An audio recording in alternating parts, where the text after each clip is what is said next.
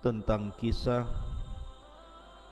malaikat Jibril alaihi salam. Khotfidin muliakan Allah subhanahu wa ta'ala. Salah satu rukun iman yang wajib diimani adalah al-iman bil malaikah, beriman dengan malaikat-malaikat Allah. Lah di antara malaikat yang merupakan sayyidul malaikah, pemimpinnya para malaikat, adalah Jibril alaihi salatu wassalam. Sebagaimana di antara manusia ada pemimpin-pemimpin seperti pemimpin muhajirin siapa?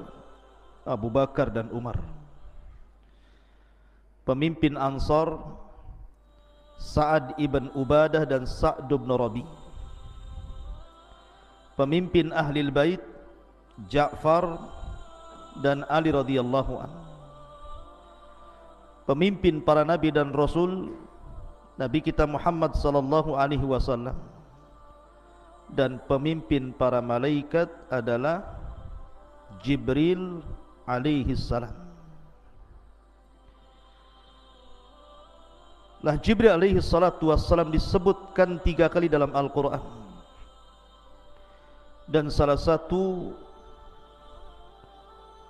nama Jibril alaihi salatu wassalam adalah Ruhul Amin.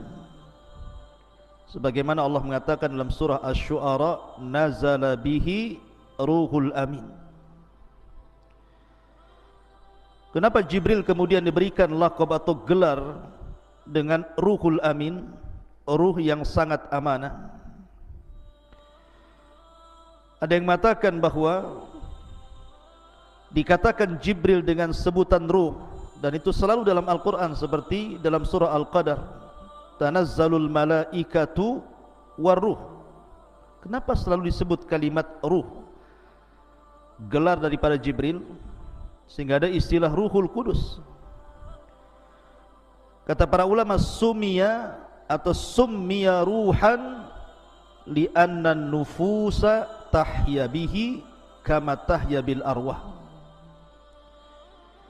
Disebut ruh karena jiwa-jiwa manusia itu akan hidup dengannya, sebagaimana badan ini hidup karena adanya ruh. Karena tugas pertama atau yang paling utama Jibril itu apa? Memberikan kehidupan kepada ruh manusia. Malaikat yang sangat dikenal berapa? 4. Dan itu para pemimpin malaikat. Pertama Jibril, yang kedua Mikail, yang ketiga Israfil, dan yang keempat Malakul Maut. Ini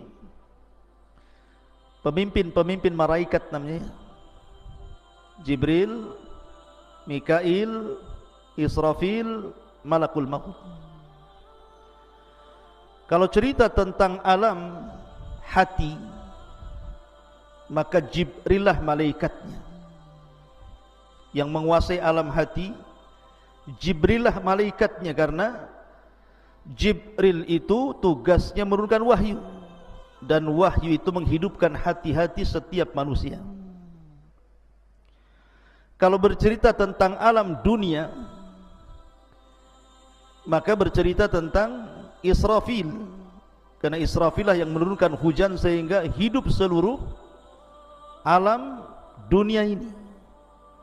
Karena waja'alnal ma' likulli syai'in hayyin, kami jadikan air itu segala sesuatu jadi hidup. Karena air itulah akhirnya hidup semuanya. Kita hidup, binatang hidup, tumbuh-tumbuhan hidup. Artinya kalau kita cerita tentang kehidupan dunia, maka cerita tentang Mikail. Tapi kalau cerita tentang alam ruh, berarti kita cerita tentang siapa alam ruh? Israfil, yang mencabut semua arwah ketika tiupan trompet atau sangkakala pertama. Semua ruh keluar dari jasadnya. Dan kalau cerita tentang alam kematian, maka di sana ada malakul maut. Jadi masing-masing ada bidangnya, ada alamnya masing-masing. Lah malaikat Jibril ini disebutkan dalam sebuah hadis Nabi SAW yang ma'ruf, antum mungkin sudah menghafal. Hadis daripada Umar ibn al-Khattab radhiyallahu an. Hadis Umar ibn al-Khattab radhiyallahu an, di mana Nabi SAW ketika itu sedang mengajar para sahabat Rasul.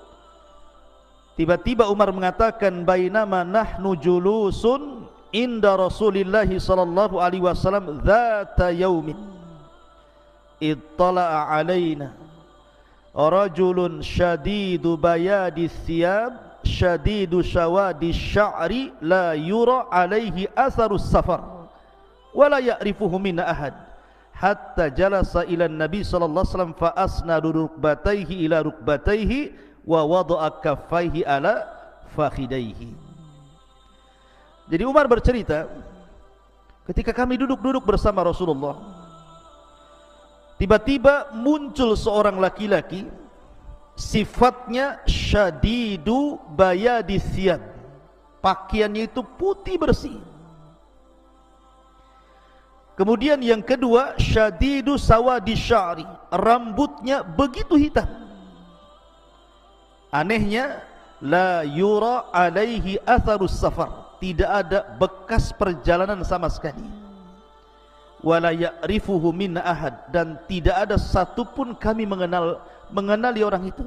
Karena begini ikhwan, kebiasaan para sahabat Nabi, kalau ada orang asing, biasanya dikenalkan oleh orang. Yang kenal dia mengatakan si fulan, namanya si fulan dari Bani Fulan. Dikenalkan oleh para sahabat Rasul supaya orang kenal. Tapi orang yang datang ini tidak ada yang kenal satupun. Kalau memang dia orang jauh, pasti ada bekas safarnya yang namanya padang pasir, gurun Sahara. Di zaman Rasul di Mekah itu kan padang pasir, angin, debu di mana-mana. Baru berjalan ke padang pasir sebentar saja pakaian sudah banyak debu. Tetapi orang ini kalau dikatakan orang jauh, kenapa tidak ada bekas safar, tidak ada debu sama sekali di pakaiannya. Kemudian rambutnya pun sangat rapi dan hitam, menunjukkan orang ini tidak pakai serban.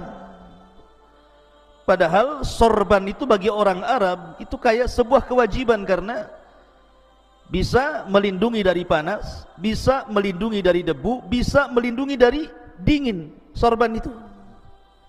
Dan itu tradisi Arab ya.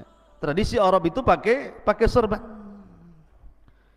Lah orang ini tidak pakai serban, sehingga bisa dikenali wajahnya, sangat tampan sekali. Dan ini juga dalil kalau seandainya orang ini pakai serban, tentu orang curiga nih, kenapa dia menutup kepala dan mukanya, jangan-jangan membuat jahat sama Nabi.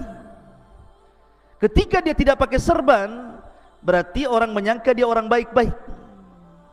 Karena sahabat bisa mensifati pakaiannya bersih, rambutnya hitam, menunjukkan tidak pakai tutup kepala. Tapi kalau memang dia orang dekat, kenapa nggak ada yang kenal? Kan aneh jadinya. Kalau orang jauh kenapa pakaiannya rapi, kalau orang dekat kenapa nggak ada yang kenal? Yang lebih mengherankan lagi, langsung menemui Nabi SAW, fa asnada rukbatayhi ila rukbatayhi wa wada'a kaffaihi ala fakhidaihi. Lutut dia dengan lutut Nabi itu ditemukan, kemudian tangan dia diletakkan di paha Nabi seperti ini. Tiba-tiba bertanya, ya Muhammad, penampilannya rapi seperti thalabul ilmi, tapi bahasanya kayak orang Badui. Karena biasanya kalau sahabat Rasul tidak pernah mengucapkan ya Muhammad. Yang suka mengucapkan ya Muhammad itu orang Badui. Kalau sahabat Rasul ya Rasulullah, ya Nabi Allah, itu sahabat Rasul, beradab mereka kepada Rasulullah. Tapi orang Badui itu teriak-teriak ya Muhammad. Lah bahasa orang ini menggunakan bahasa orang Badui. Ya Muhammad, akhbirni anil Islam, ceritakan tentang Islam. Kata para ulama, karena sahabat Nabi SAW itu paling suka kalau ada orang Badui menemui Rasul pasti banyak tanya, dan pertanyaannya aneh-aneh, sehingga kemudian ketika Nabi SAW menjawab pertanyaan orang-orang Badui itu menjadi pengetahuan tersendiri bagi para sahabat Rasul. Bahkan karena segannya para sahabat terkadang bertanya kepada Rasul, biasanya nitip pertanyaan kepada orang Badui untuk ditanyakan kepada Nabi. Makanya kenapa orang ini menggunakan bahasa orang Badui padahal pertanyaannya berbobot. Ini bukan orang Badui, ini orang thalabul ilmi nih. Pertanyaannya berbobot. Apa itu Islam? Apa itu iman? Apa itu Islam? Ini kan berbobot nih. Kapan kiamat? Apa tanda-tandanya? Ini bukan orang jahil yang bertanya, ini alim nih.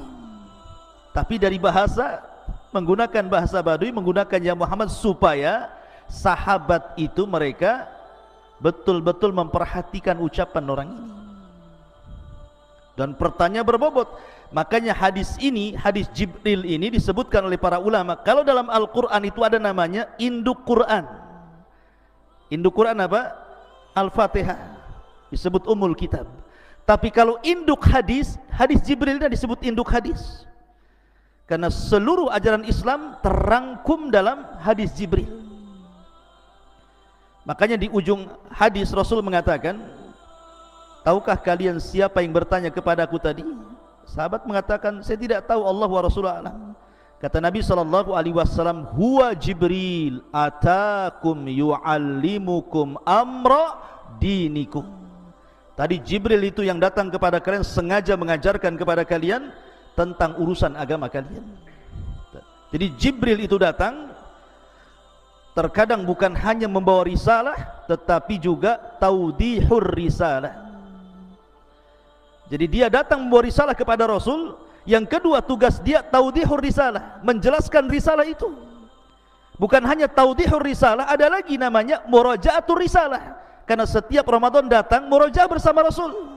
Bahkan di Ramadan terakhir sebelum wafatnya Rasul, Jibril 2 kali datang menemui Nabi sallallahu alaihi wasallam. Ma'asyiral muslimin yang dimuliakan Allah Subhanahu wa taala.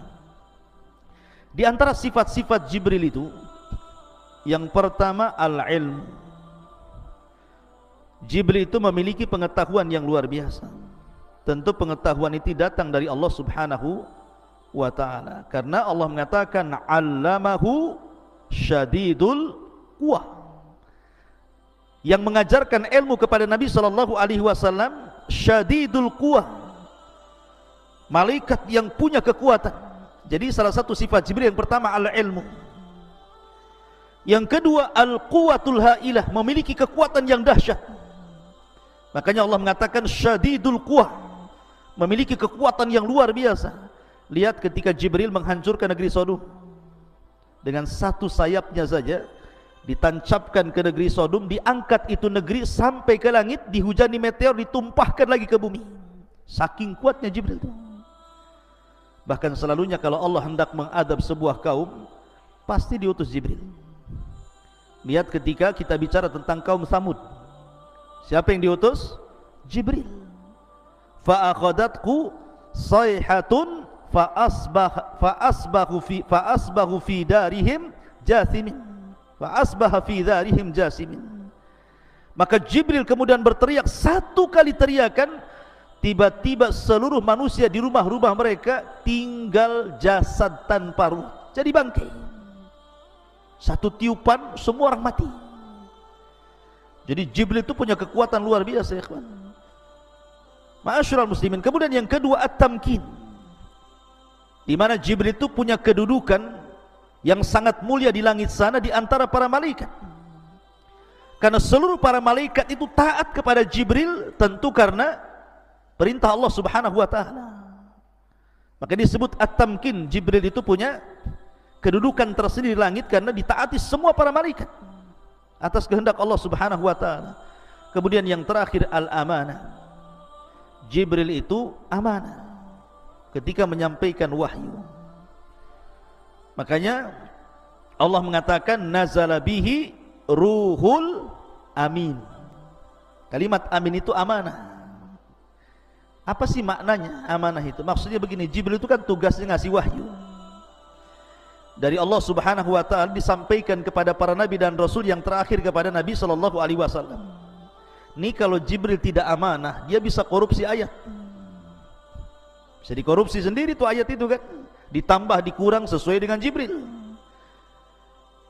Makanya Jibril itu orangnya amanah.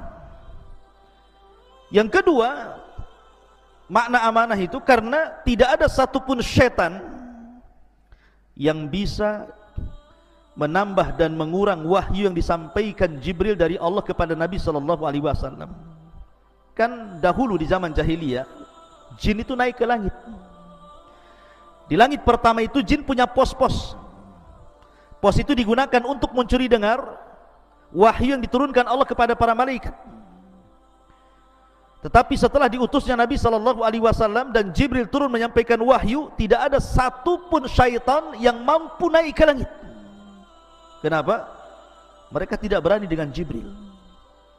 Selain amanah, dia punya kekuatan masalahnya. Sehingga kemudian iblis merasa heran, kenapa anak buahnya tidak bisa naik ke langit? Maka diutuslah pasukan-pasukan untuk mencari kabar, ada apa.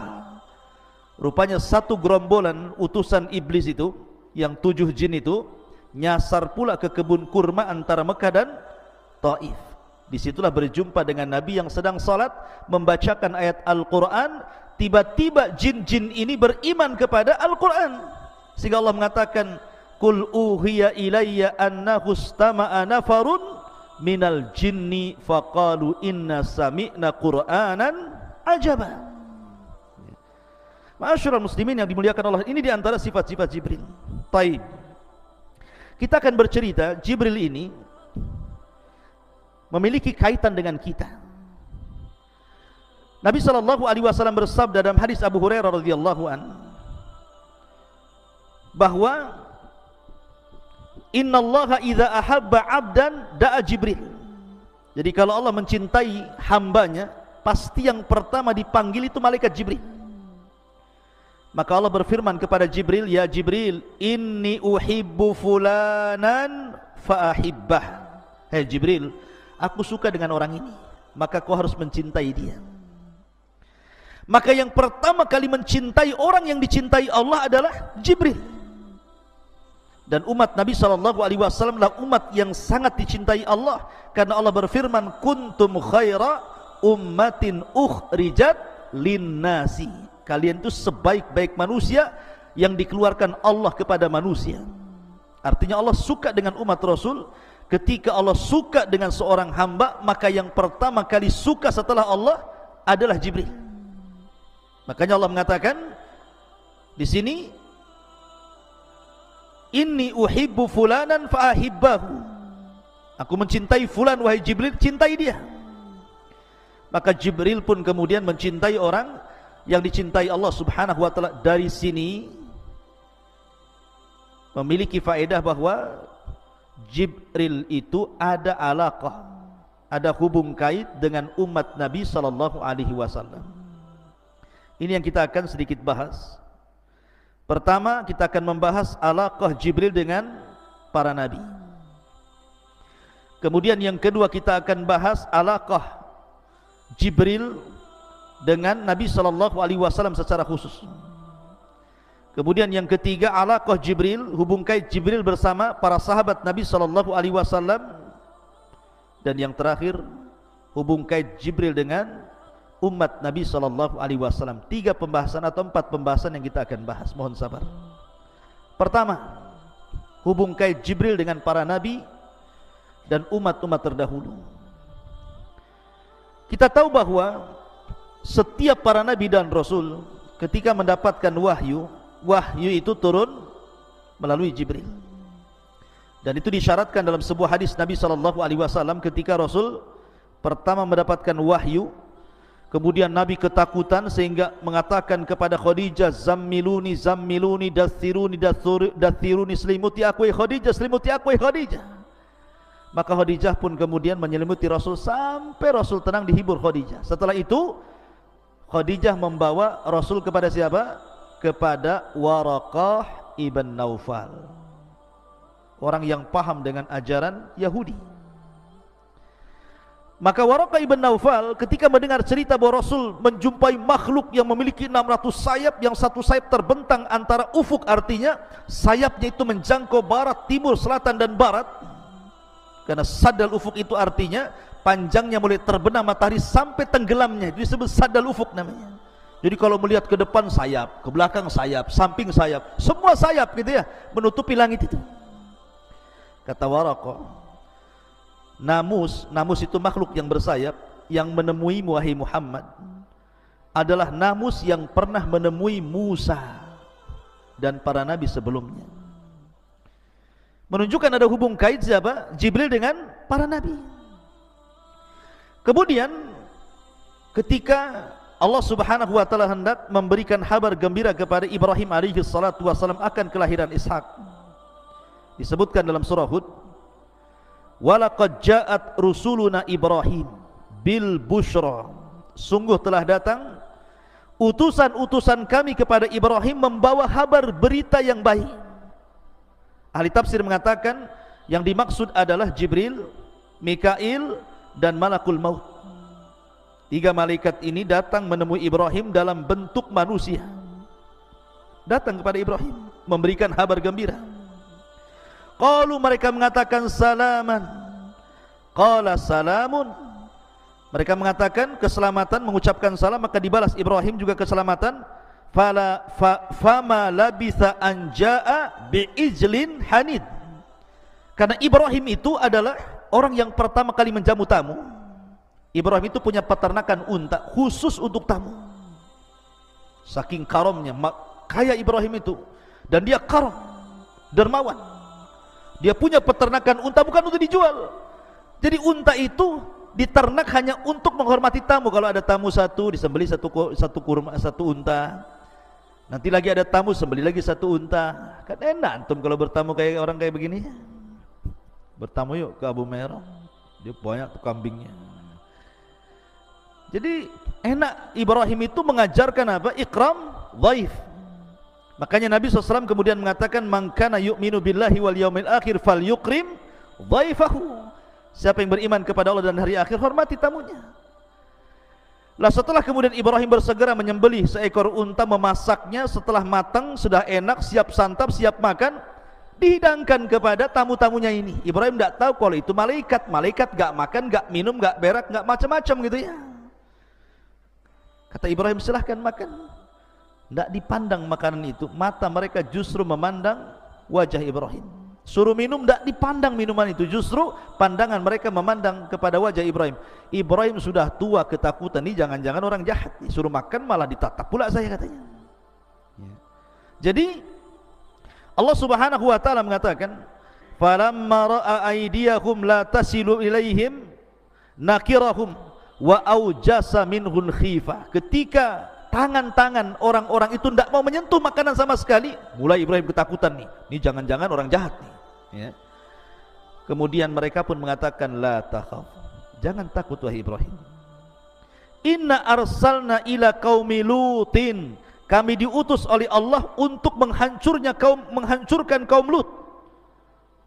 Kemudian wa mra'atuhu qa'imatan fadhahikat fabasyarnaha bi Ishaq wa min wara'i Ishaq Yaqub, dan juga menghabar gembirakan kepada Ibrahim akan kelahiran Ishak dan juga anak Ishak Yaqub. Tiba-tiba perempuan Ibrahim, istrinya Ibrahim, Sarah ini bangkit kemudian tertawa senang. Udah lama tidak punya anak, tiba-tiba datang utusan Allah menghabarkan akan kelahiran Ishak dan juga cucunya Yaqub. Ma'asyiral muslimin, dari sini ada hubung kait antara Ibrahim dengan para nabi. Kemudian juga kisah ketika Maryam keluar buang hajat. Fatakhadat min dunihim hijaban, maka Maryam pun berusaha menjauhi manusia karena ingin melakukan buang hajat. Kemudian fa arsalna ilaiha ruhana, Allah mengutus kepada Maryam itu ruh kami, maksudnya Jibril. Fatamassala laha basharan sawiya, maka Jibril pun membentuk laki-laki yang sangat tampan, kemudian menghadang Maryam. Maryam ini wanita yang menjaga kehormatan, tidak mungkin tergoda oleh laki-laki siapapun, apalagi yang bukan mahramnya. Lain dengan wanita hari ini, baru kenal di Facebook saja sudah janjian gitu. Hei sayang gitu. Baru gitu saja udah kelepek-kelepek. Ya. Kenapa? Karena wanita-wanita sekarang ini pemain sinetron semuanya. Wanita-wanita jalanan, wanita-wanita enggak jelas. Makanya digoda sedikit saja mudah ditipu gitu. Maryam ini wanita afifah, menjaga kehormatannya, sehingga dia mengatakan qalat inni a'udzu birrahman in kunta taqiyya, aku berlindung kepada Ar-Rahman, Allah Azza wa Jalla, darimu jika engkau orang bertakwa. Menunjukkan bahwa Jibril yang datang kepada Maryam dalam bentuk yang sangat baik dan tampan, tidak kelihatan orang jahat. Sebab kalau Jibril itu datang kepada Maryam dalam bentuk orang jelek, orang jahat, pasti Maryam tidak akan mengatakan in kunta taqiyya. Pasti Maryam mengatakan a'udzubillahirrahman minka in kunta syaitan, kan gitu. Pasti dibilang setan kan itu. Ketika taqiyya itu menunjukkan bahwa malaikat Jibril dalam bentuk yang sangat tampan, indah dan sopan. Maka barulah kemudian orang tampan jelmaan Jibril baru ngaku dan mengatakan qala innama ana rasulu rabbik li ahabalaki ghulaman zakiya. Jangan takut wahai Maryam, aku Jibril diutus oleh Allah untuk menghabarkan bahwa engkau akan mendapatkan anak yang sangat suci, Isa bin Maryam. Di sini juga ada hubung kait Jibril dengan Maryam, Jibril dengan Ibrahim, Jibril dengan Lut tadi ya, dan begitu seterusnya. Ini yang pertama, bahwa Jibril ada hubung kait dengan para nabi dan juga orang-orang saleh di zaman sebelum Nabi SAW. Kemudian yang kedua, hubung kait Jibril dengan Nabi SAW. Ma'asyiral muslimin yang dimuliakan Allah Azza wa Jalla, Jibril itu senantiasa membimbing Rasul. Terkadang Nabi SAW ditanya tentang sesuatu tidak bisa jawab, maka dia menanti-nanti Jibril tentang jawabannya. Seperti umpamanya orang-orang musyrik datang ke Madinah menemui ahli kitab, kemudian mengatakan di Mekah itu ada orang ngaku nabi loh, bagaimana cara menghadapinya? Kata orang-orang Yahudi Madinah, sini saya kasih soalan kamu, tanya kepada orang yang ngaku nabi di Mekah itu. Kalau dia sanggup menjawab, memang dia nabi. Kalau dia tidak sanggup menjawab, dustakan kenabiannya. Kata orang-orang musyrik, apa pertanyaannya? Satu, tanyakan tentang seorang laki-laki yang keliling dunia selama 500 tahun berdakwah kepada tauhid, bagaimana kabarnya? Yang kedua, tentang anak-anak muda yang terjerembab dalam gua yang sangat menakjubkan kisahnya, bagaimana ceritanya? Kemudian yang ketiga, tanya tentang ruh, apa itu ruh? Oh, orang-orang musyrik senang. Oh, ini bisa jadi bahan olok-olokan kepada Rasul, karena yakin tak mungkin dia dapat jawaban, dan mereka sudah dapat kunci jawabannya. Sesampainya di Mekah, orang-orang Quraisy mengatakan, ya Muhammad, saya ingin bertanya kepadamu 3 soalan. Kalau kau bisa menjawab, kau seorang nabi, kami beriman. Kalau kau tidak bisa menjawab, kau ini nabi KW ya, nabi enggak jelas, kami dustakan kenabian. Kata Nabi SAW, baik saya akan jawab, baik saya akan jawab godan besok. Rasul lupa mengucapkan insya Allah. Dengan sebab lupa mengucapkan insya Allah, lewat hari pertama Jibril tak turun, lewat hari kedua Jibril tak turun, 1 minggu Jibril pun tak turun, 2 minggu Jibril tak turun, 3 minggu tak turun juga, hampir 1 bulan Nabi sudah sesak dadanya. Sebab kalau tidak ada jawaban, pasti mereka akan mendustakan dia. Dan itu menunjukkan bahwa Rasul tidak pandai-pandai menjawab.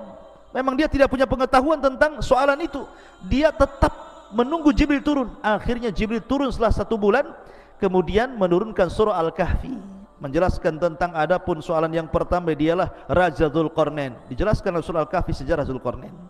Adapun tentang anak-anak muda yang terjerembab dalam gua, itulah Ashabul Kahfi. Adapun ruh, katakan ya Muhammad, yas'alunaka 'anil ruh qulir ruhu min amri rabbi. Jadi Jibril datang kepada Rasul dalam rangka apa? Membimbing Rasulullah. Makanya kenapa ketika Nabi SAW masih kecil disusui siapa? Halimah Sa'diyah di Bani Sa'diyah, kan gitu ya. Lah Nabi ini masih kecil, tiba-tiba Jibril datang dengan 2 malaikat. Ditangkapnya Rasul kecil ini, tiba-tiba dibelah dadanya, kemudian diambil jantungnya, kemudian dicuci dari air zam-zam di bejana emas, kemudian dimasukkan lagi, kemudian dijahit lagi, ada bekas jahitannya. Dan itu operasi pertama dalam sepanjang sejarah manusia. Maka anaknya Halimah Sa'diyah ketakutan, lari dia melaporkan kepada ibunya. Maka ibunya langsung mencari Nabi SAW. Ketika dia dapati masih hidup dan masih ada bekas jahitannya, maka karena ketakutan itulah akhirnya Rasul kecil dikembalikan oleh Halimah Sa'diyah kepada ibundanya Aminah. Lihat, sejak kecil saja Jibril sudah membuang kotoran-kotoran hati dari dada Nabi SAW. Dan pembelahan dada itu 2 kali, ketika di Halimah Sa'diyah dan ketika peristiwa Isra dan Mi'raj, dibelah lagi oleh malaikat. Ma'asyiral muslimin yang dimuliakan Allah Azza wa Jalla. Lah Nabi SAW ini biasa kalau berjumpa dengan Jibril itu, Jibril pasti akan membentuk dirinya dengan bentuk yang sangat tampan. Tidak pernah membentuk dengan orang yang sangat menakutkan. Makanya biasa yang dipilih Jibril ketika berjumpa dengan Rasul, pasti dia akan tasyakul, beralih rupa seperti sahabat namanya Dihyatul Kalbi. Jadi ada seorang sahabat namanya Dihyatul Kalbi, orangnya tampan sekali, sangat tampan. Jadi Jibril kalau menemui Rasul pasti menyerupai Dihya. Sampai suatu hari Nabi sedang berbincang-bincang dengan Dihya. Kemudian Aisyah radhiyallahu anha melihat dari kejauhan. Heran Aisyah, kenapa kok lama kali Rasul berbincang dengan Dihya, dan selalu. Sehingga setelah kemudian Rasul berdialog dengan Dihya, Aisyah radhiyallahu anha bertanya, "Ya Rasul, inni ra'aituka waqifan amama Dihya." Aku melihat kau ini berada di depan Dihyatul Kalbi, kemudian berbicara. Kata Nabi SAW, "Ya Aisyah, itu bukan Dihya, itu Jibril." Kata Rasul SAW, "Itu Jibril." Kata Rasul, "Kau melihatnya?" Kata Aisyah, "Iya, saya melihatnya dengan kedua mata saya." Ingat, tidak ada wanita di zaman Rasul yang pernah melihat malaikat dalam bentuk alih rupa menjadi manusia kecuali Aisyah. Tapi kalau laki-laki banyak, dalam hadis Umar tadi kan lagi kumpul-kumpul laki-laki kan, tiba-tiba datang Jibril bertanya Islam, iman, ihsan. Laki-laki banyak yang melihat, tapi perempuan tidak ada yang melihat malaikat yang berbentuk manusia kecuali Aisyah. Makanya Nabi SAW mengatakan, karena engkau telah melihat Jibril wahai Aisyah, engkau akan mengalami kebutaan di akhir hayatmu. Maka setelah Aisyah kemudian tua, meninggal Nabi SAW, betul Aisyah menjadi buta. Sebelum wafatnya Aisyah buta. Dengan butanya Aisyah mencari-cari barang di rumah. Ini ada barang nih. Maka dia panggil pembantunya, tolong sedekahkan barang ini ke Bani Fulan. Dicari-cari lagi, dapat lagi barang, tolong yang barang ini sedekahkan ke Bani Fulan. Setiap hari sampai akhirnya ludes, tidak ada barang di rumahnya karena disedekahkan. Ketika Aisyah sudah tidak bisa lagi menemukan barangnya karena buta dia bertanya kepada khadimnya, "Masih ada lagi barangku untuk saya sedekahkan?" Kata pembantunya, "Ya Aisyah, ya Ummul Mukminin, kenapa kau habiskan hartamu untuk bersedekah?" Maka Aisyah radhiyallahu anha mengatakan kepada pembantunya, "Ingat, wal akhiratu khairun wa abqa." Akhirat itu jauh lebih baik dan lebih kekal. Akhirnya Aisyah meninggal dalam posisi rajin bersedekah. Dan itulah keinginan orang yang masuk dalam kuburan, pasti mengatakan, "Laula akhartani ila ajalin qarib fa asaddaqa wa akum minas salihin." Pasti ingin sedekah kalau orang ingin dihidupkan kembali di kuburan. Jadi Rasul itu kalau berjumpa dengan Jibril selalu dalam bentuk Dihyatul Kalbi, dan selalunya di kamar Aisyah radhiyallahu anha.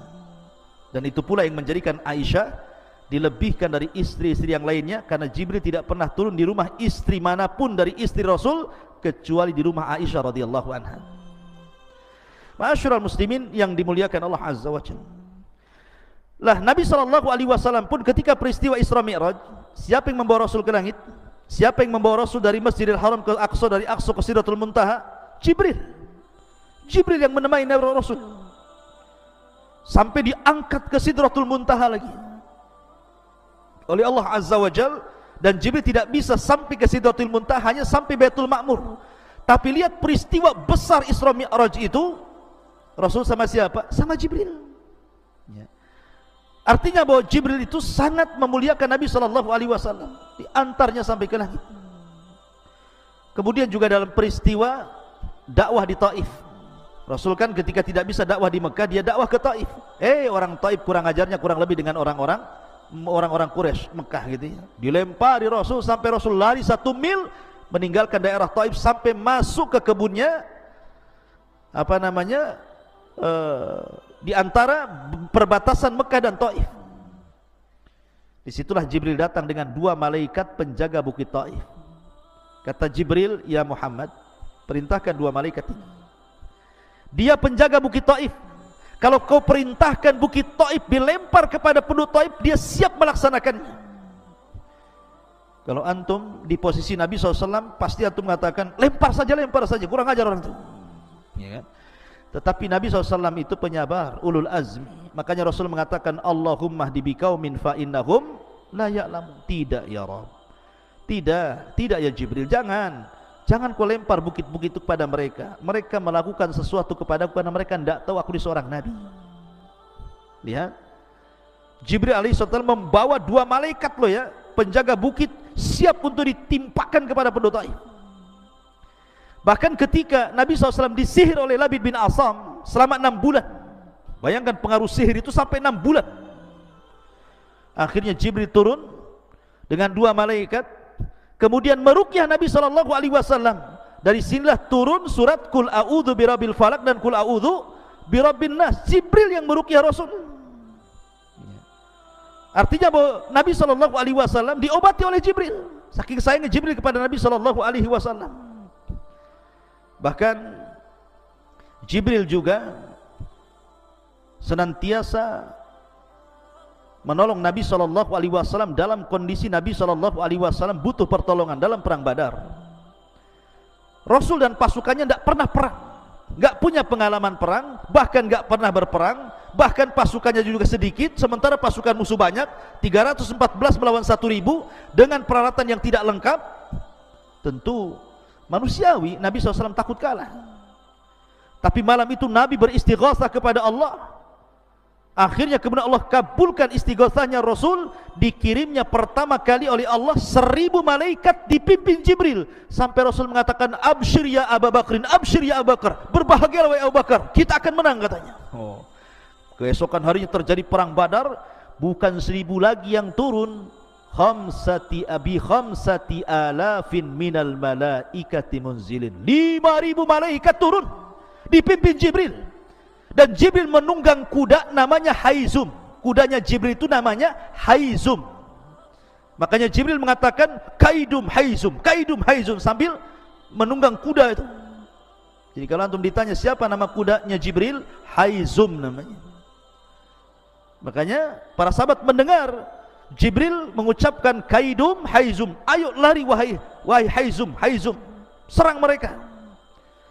Subhanallah, sebagian orang-orang musyrik melihat tentara yang banyak berkuda putih, menggunakan pakaian putih, di tangannya terhunus pedang-pedang yang mengkilat-kilat. Bagaimana enggak takut tuh? Sahabat belum mencabut pedangnya, kepala mereka sudah melayang. Takut. Akhirnya perang Badar dimenangkan Rasul, berhasil orang-orang musyrik 70 mati konyol dan 70-nya tertawan. Bahkan Abu Sufyan yang ketika itu berhasil lari dari pertempuran, langsung dia ke Mekah berjumpa dengan Abu Lahab. Karena Abu Lahab ini kan pengecut, tidak mau perang. Dia bayar preman supaya preman itu yang berangkat perang. Abu Sufyan bercerita kepada Abu Lahab, ya Abu Lahab, dalam perang itu aku melihat orang yang berpakaian putih menggunakan kuda putih, di tangannya pedang, kami pun korat-karit gak jelas katanya. Di samping Abu Lahab ada budak yang beriman tetapi menyembunyikan keimanannya. Budaknya Fadl ibn Abbas, budaknya Fadl ibn Abbas. Tiba-tiba dia latah mengatakan, itulah malaikat yang menolong Nabi dan sahabatnya. Geram Abu Lahab, ditamparnya budak itu.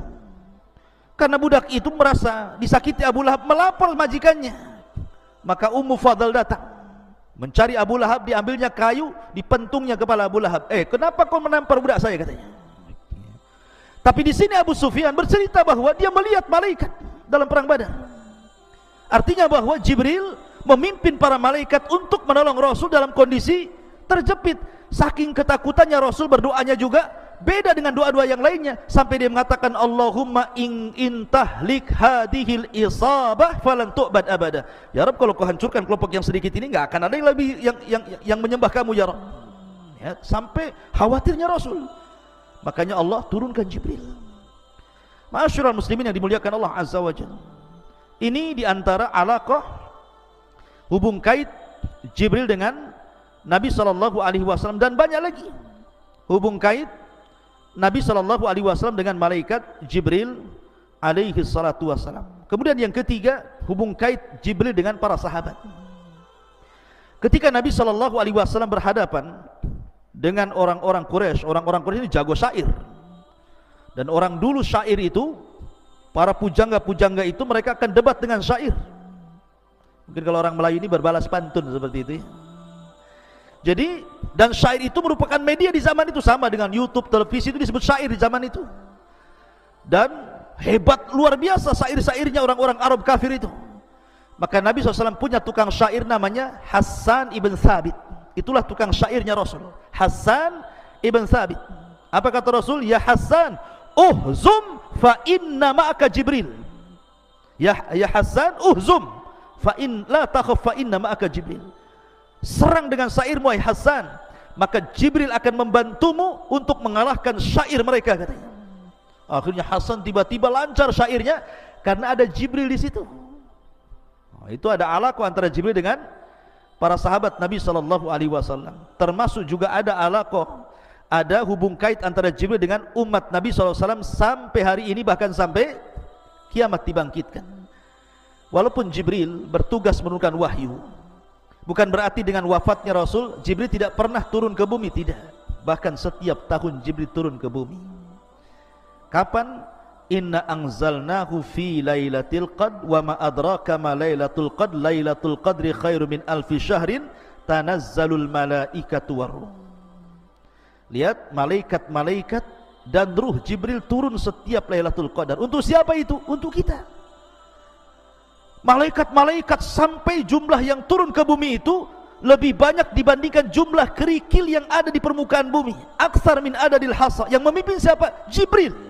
Menebarkan ketenangan, rahmat di mana-mana. Makanya malam itu malam terbaik.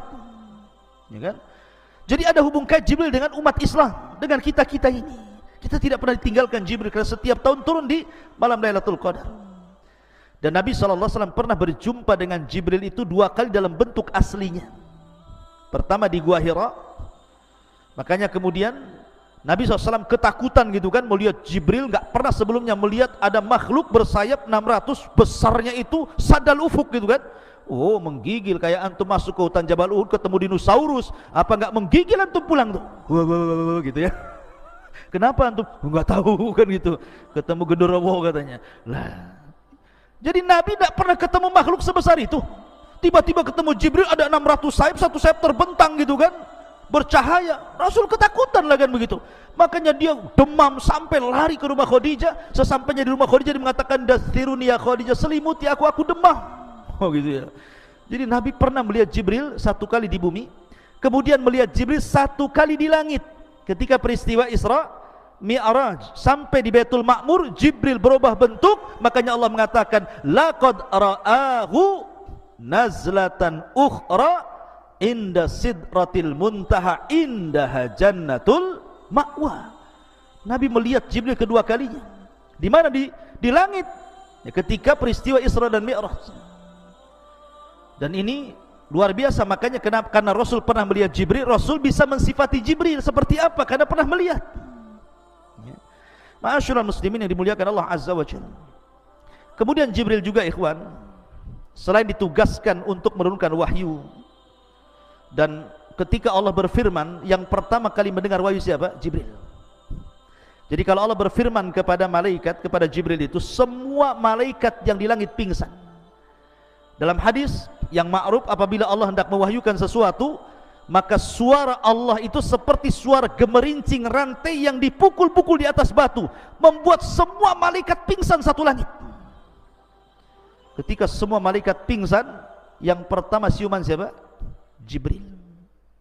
Jibril yang pertama siuman, kemudian dipanggil oleh Allah Azza wa Jalla. Kemudian Allah memberikan tugas-tugas kepada para malaikat lewat Jibril. Maka setelah Allah berfirman kepada Jibril, tiba-tiba semua malaikat bangun dari pingsannya. Maka setiap Jibril lewat di langit pertama, mereka mengatakan, "Madza qala rabbuka ya Jibril?" Apa yang dikatakan Rabb wahai Jibril? Kemudian turun ke langit ke-6, ke-5, ke-4, ke-3, semua malaikat yang di lapisan-lapisan langit itu mengatakan, "Madza qala rabbukum?" Madza qala rabbukum? Apa yang difirmankan Allah? Tugas apa yang harus kami laksanakan? Tugas apa yang harus kami lakukan? Maka Jibril mengatakan, qala al-haq, kebenaran, kebenaran. Kamu tugasnya ini, kamu tugasnya itu, kamu tugasnya ini, kamu tugasnya itu. Jadi dia yang membagi tugas dari Allah Subhanahu wa taala. Inilah perkataan Jibril apabila sedang kemudian menyampaikan wahyu kepada para malaikat. Nah, ini jin-jin ini yang berada di langit pertama, di tempat maqaidus sam'i, pos-pos pencuri dengar itu, kalau dia mendengar satu kalimat dari Jibril yang disampaikan kepada para malaikat di lapisan langit-langit itu, langsung diambil, kemudian disampaikan ke jin yang di bawahnya, jin yang di bawahnya, jin yang di bawahnya. Karena jin kalau naik ke maqaidus sam itu seperti orang panjat pinang. Jadi begini, sampai ke langit. Jadi yang dari sana kalau dapat kalimat, disampaikan ke jin yang di bawahnya, ke bawahnya, ke bawahnya, ke bawahnya, ke bawahnya, sampai ke yang di bumi. Yang di bumi ini sudah banyak macam-macam dustanya. Jadi kalau satu kalimat, kemudian jin yang berantai sampai ke langit itu 1000, maka yang benar satu, yang dusta 999 kalimat. Bayangkan coba. Jadi kalau seandainya ini jinnya 1000 jin, berarti yang benar itu satu kalimat, yang 999 kalimat itu dusta. Lah, dari sini jin yang di bumi mulai berbisnis dengan dukun. Akhirnya habar itu dibeli sama dukun. Kemudian dukun dijual ke pasien. Maka di sini namanya silsilah dusta, ikhwan. Bagaimana mungkin dari 1000 kalimat satu yang benar, 999 dusta? Makanya dukun itu pendusta, dia hanya menjual kabar dusta. Jadi dukun itu dikibuli jin, sementara orang yang datang ke dukun dikibuli dukun. Makanya silsilah kibul mengibul namanya. Paham antum? Itu silsilah kibul namanya. Ya. Kenapa kemudian percaya pula sama dukun? Ya, masyarul muslimin. Jadi tugasnya itu seperti itu Jibril. Tapi ada tugas lain. Contohnya umpamanya, kalau ada orang yang akan dilahirkan, diciptakan Allah, orang ini orang mulia, maka yang meniupkan ruh bukan malaikat ruh. Bukan seperti hadis Nabi SAW dari yang antum baca dalam kitab Arba'in Nawawi.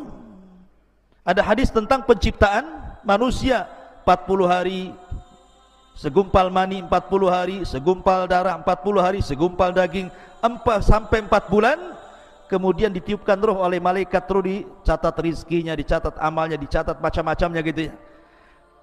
Itu ada tugas sendiri malaikat yang memasukkan roh. Tapi kalau yang dilahirkan ini orang mulia, itu Jibril yang turun tangan. Contohnya tadi, ketika Maryam hendak diberikan, dianugerahi Isa, yang memasukkan ruh kepada Isa bukan malaikat yang suka memasukkan ruh, tidak. Jibril turun langsung membawa ruhnya Isa, ditiupkan di jaibnya, kemudian masuk ke rahimnya, jadiin Isa. Jibril. Dan Jibril itu yang menghabar gembirakan kepada siapapun yang akan punya anak mulia, seperti menghabar gembirakan kepada Ibrahim akan kelahiran Ishak, gitu kan. Kemudian menghabar gembirakan kepada siapa lagi? Zakaria akan kelahiran Yahya, gitu ya. Jadi tugasnya Jibril itu ada tugas lain, memasukkan ruh orang-orang mulia, menghabar gembirakan akan kelahiran orang-orang mulia. Itu juga bagian daripada tugas Jibril. Karena ini orang mulia, tidak sembarang diutus, Jibril langsung gitu yang diutus. Masyarul muslimin yang dimuliakan Allah, ini kita cerita Jibril di dunia. Bagaimana Jibril yaumul qiyamah, di akhirat? Bagaimana kisahnya? Ma'asyiral muslimin, kemarin kita ketika menjelaskan tentang masalah sangkakala, ketika Allah Subhanahu wa taala berfirman, "Wa nufikha fis suri fasa'iqa man fis samawati wa man fil ardi illa man sya'allah." Ketika tiupan Israfil itu ditiupkan, maka semua makhluk yang di langit dan di bumi semua mati, kecuali yang dikecualikan Allah. Jibril, Mikail, Israfil, malakul maut tidak mati karena tiupan Israfil. Sehingga malaikat maut dipanggil oleh Allah, "Man baki, siapa lagi yang tersisa wahai malakul maut?" Kata malaikat maut, Jibril, Mikail dan Israfil. Kata Allah, cabut nyawa mereka. Maka satu-satu dicabut. Allah mengatakan, "Wa man baki, siapa lagi yang tersisa?" Kata malakul maut, "Ana abdukal fakir, saya hambamu yang fakir yang tersisa ya Rabb." Maka Allah mengatakan, "Matilah kamu." Akhirnya dia pun mati dan tidak ada yang hidup lagi. Itulah Jibril, dia tidak mati karena tiupan, karena Jibril punya kekuatan. Malaikat itu punya kekuatan. Bahkan ada satu malaikat yang bisa mengalahkan semua jin, semua malaikat, dan semua manusia. Malaikat apa? Malaikat maut. Tidak bisa dikalahkan. Dia mencabut nyawa orang semua, mencabut nyawa jin-jin, mencabut nyawa malaikat. Dia juga malaikat maut itu, ya. Karena dia yang ditugaskan Allah untuk alam arwah, alam kematian. Wallahu a'lam ikhwatu fiddin, muliakan Allah azza wajalla. Banyak kisah-kisah Jibril, dan nanti kita akan rangkum pada pertemuan berikutnya tentang alamul malaikah, bagaimana alam malaikat secara keseluruhan. Ini kan kita bicara Jibril saja. Bagaimana alam malaikat secara keseluruhan dan bagaimana kisahnya, insyaallah kita akan kaji di lain kesempatan. Subhanakallah bihamdika, asyhadu an la ilaha illa anta, astaghfiruka.